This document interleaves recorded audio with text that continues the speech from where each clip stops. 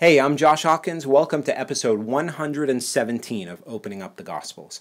In the last episode, we started looking at the events of Passion Week, the final week of Jesus' life before his crucifixion at the Passover in 29 AD. We began with what many have called the triumphal entry of Jesus into Jerusalem on Sunday. All four Gospels narrate this scene, and we discovered a few significant things. First, that Jesus sent two disciples away to bring him a donkey on which no one had yet sat. This is what he rode for perhaps a couple of miles as he left Bethany and then came to Jerusalem. Second, the crowds who were lauding Jesus affirmed him as the promised King of Israel, the Son of David, that long-expected ruler who would restore Jerusalem and bring all of God's promises to pass. They may have been sincere, but their enthusiasm was shallow and misguided. And third, we looked at the difference between the crowds on Sunday versus the crowds on Friday, the morning when Jesus is crucified. I talked about how the Sunday crowd was comprised of people who had followed Jesus from Jericho and Bethany, as well as those who had already arrived for the feast and came out of Jerusalem to see Jesus on his account of raising Lazarus from the dead. Then the crowd on Friday, the ones who would shout, "Crucify him, crucify him," they were comprised of those who lived in Jerusalem, as well as the Pharisees and other Jewish authorities who hated Jesus for the past couple of years. There was no great turning of sentiment towards Jesus that happened that week in Jerusalem. And finally, I mentioned how the label triumphal entry is really a bit of a misnomer because Jesus wasn't really entering the city in some sort of triumphal victory at all. He was there to be crucified. His triumphal entry certainly will come on a real day in the future, however, when he defeats Israel's enemies, establishes his everlasting kingdom of righteousness, and restores creation as the law and the prophets have declared. Now, there's still more to talk about from this scene on Sunday, so let's get back into the Gospels, just starting with Luke 19. And when he drew near and saw the city, he wept over it, saying, "Would that you, even you, had known on this day the things that make for peace. But now they are hidden from your eyes. For the days will come upon you when your enemies will set up a barricade around you and surround you and hem you in on every side and tear you down to the ground, you and your children with you. And they will not leave one stone upon another in you, because you did not know the time of your visitation." Luke says that Jesus draws near to Jerusalem, and when he saw it, he wept over it. Before we too quickly look over this verse, let me paint a picture for you.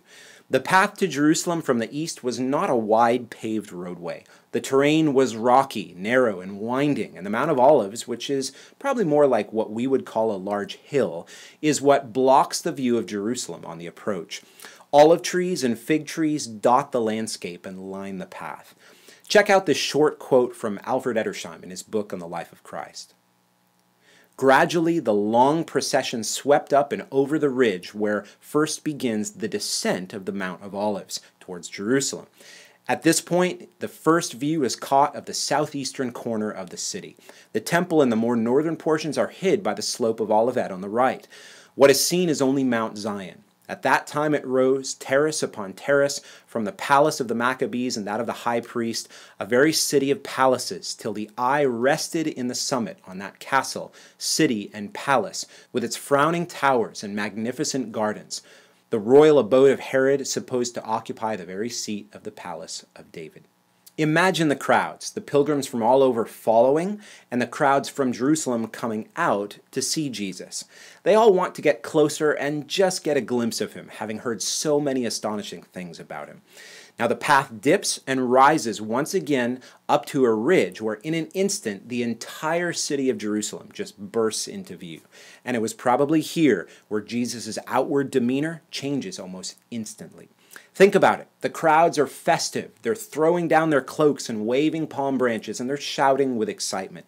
Then all of a sudden, Jesus is doubled over on the top of the donkey, weeping after he sees Jerusalem for the first time on this journey. Now, the Greek word that Luke uses here for wept is a very different Greek word from the one that John's gospel uses in John 11:35, when Jesus wept in front of Mary and Martha because of the death of Lazarus. In John, the word used there can mean that tears welled up in the eyes, and it implies a gentle sobbing. But in Luke, the word used is closer to wailing or loud lamentation. Now, what must the pilgrims have been thinking as Jesus begins heaving with lamentation? How long did it take for a hush to settle over the crowds until they could only stare at Jesus in awkward silence? Jesus would be the one to break that silence, pulling himself up, showing his tear-covered face and swollen eyes to them, and saying that the city of Jerusalem would soon be surrounded on every side and reduced to rubble because they did not rightly respond to God's direct appeal to them to bear the fruits of repentance. Now, the judgment that Jesus pronounces in Jerusalem here is not novel or revolutionary. In fact, it's exactly what the prophets have been saying to Israel. Why will disaster come upon them? Because God had made a covenant with them at Mount Sinai, and he is being faithful to that covenant. According to Deuteronomy 28, the blessings of the covenant were contingent upon their obedience, and the curses would be the result of their disobedience. Look at what Deuteronomy 28 says. And if you faithfully obey the voice of the Lord your God, being careful to do all his commandments that I command you today, the Lord your God will set you high above all the nations of the earth, and all these blessings shall come upon you and overtake you if you obey the voice of the Lord your God. The Lord will cause your enemies who rise against you to be defeated before you, and he will bless you in the land that the Lord your God is giving you. The Lord will establish you as a people holy to himself, as he has sworn to you, if you keep the commandments of the Lord your God and walk in his ways. And all the peoples of the earth shall see that you are called by the name of the Lord, and they shall be afraid of you. But if you will not obey the voice of the Lord your God, or be careful to do all his commandments and his statutes that I command you today, then all these curses shall come upon you and overtake you. The Lord will make the pestilence stick to you until he has consumed you off the land that you are entering to take possession of it. The Lord will cause you to be defeated before your enemies. The Lord will bring a nation against you from far away, from the end of the earth, swooping down like the eagle, a nation whose language you do not understand, a hard-faced nation who shall not respect the old or show mercy to the young. They shall besiege you in all your towns until your high and fortified walls in which you trusted come down throughout all your land. And the Lord will scatter you among all peoples from one end of the earth to the other. And there you shall serve other gods of wood and stone, which neither you nor your fathers have known. There is so much in Deuteronomy 28 and the surrounding chapters that explains pretty much all of Israel's history and God's dealings with the nation. Jesus is pronouncing judgment upon Jerusalem, and in about 40 years from this moment in 70 AD, his words would come to pass when the Roman armies would siege the city and destroy the temple. And to this day, the curses of the covenant remain upon them. Moses and the prophets describe an even greater trial ahead for the people of Israel, a greater scattering and a final shattering of their power that will culminate in their repentance.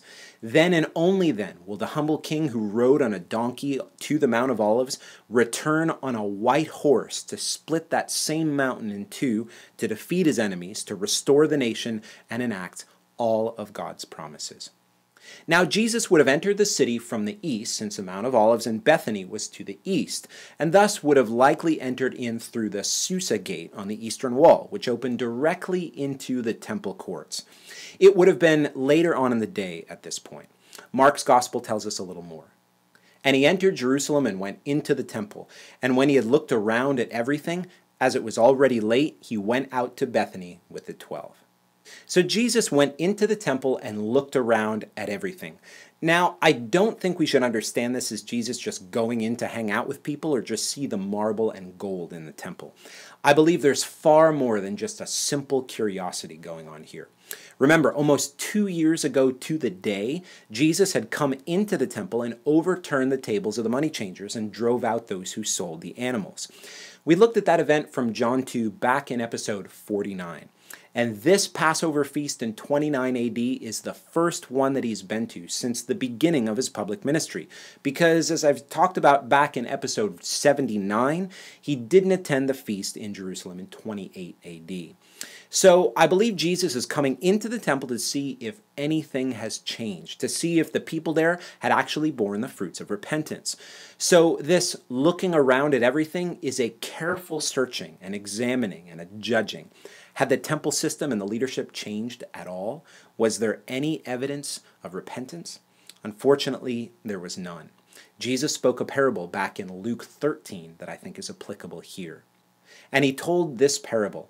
A man had a fig tree planted in his vineyard, and he came seeking fruit on it and found none. And he said to the vine dresser, "Look, for 3 years now I've come seeking fruit on this fig tree, and I find none. Cut it down. Why should it use up the ground?" And he answered him, "Sir, let it alone this year also, until I dig around it and put on manure. Then if it should bear fruit next year, well and good, but if not, you can cut it down." This parable would be significant as we look at the next scene the Gospels record for us, which is the cursing of the fig tree on the way back into Jerusalem on Monday morning. As Jesus returns to Bethany for the night with still slightly puffy eyes and tear-stained clothes, what was going through his mind and his heart? What must the disciples have been thinking? Jesus knew what was about to happen to him in a few days and still would yet return to try and appeal again to the people.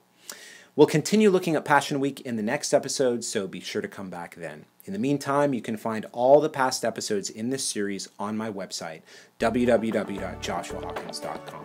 God bless. I'll see you next time.